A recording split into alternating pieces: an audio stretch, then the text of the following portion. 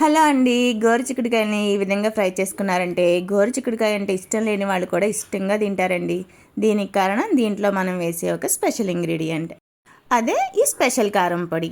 మరి దీని ప్రాసెస్ ఏంటో చూసేద్దామా? ముందుగా ఒక పావు కేజీ గోరుచిక్కుడుకాయలను తీసుకొని నీట్గా వాష్ చేసుకొని చిన్న చిన్న ముక్కలుగా కట్ చేసుకొని ఒక బౌల్లో వేసుకొని ఒక టీ గ్లాసులు వాటర్ పోసుకొని రుచికి తగినట్లుగా ఉప్పు, ఒక పావు స్పూన్ పసుపు వేసుకొని ముక్కల్ని చక్కగా ఉడికించుకోవాలి. మిక్సీ జార్లో కారానికి తగినట్లుగా ఎండుమిర్చి, ఒక 4 ఇంచుల వరకు ఎండు కొబ్బరి, ఒక స్పూన్ పుట్నాల పప్పు, 7-8 వెల్లుల్లి రెబ్బలు కూడా వేసుకుని ఫైన్గా పౌడర్ చేసుకోవాలి. ఇప్పుడు స్టవ్ వెలిగించుకుని పాన్ పెట్టుకుని 2 టేబుల్ స్పూన్ల వరకు ఆయిల్ వేసుకుని ఆయిల్ హీట్ అయిన తర్వాత తాలింపు దినుసులు వేసుకుని వేయించుకుని ఉల్లిపాయ ముక్కలు, కరివేపాకు కూడా వేసుకుని వేయించుకుని ఉడికించిన చిక్కుడుకాయ ముక్కలను కూడా యాడ్ చేసుకుని ఒక 5 నిమిషాల పాటు వేయించుకోండి. ముందుగానే రెడీ చేసుకున్న కారాన్ని కూడా యాడ్ చేసుకుని పచ్చివాసన పోయేంత వరకు ఫ్రై చేసుకున్నారంటే మన కర్రీ రెడీ అయిపోయినట్లే.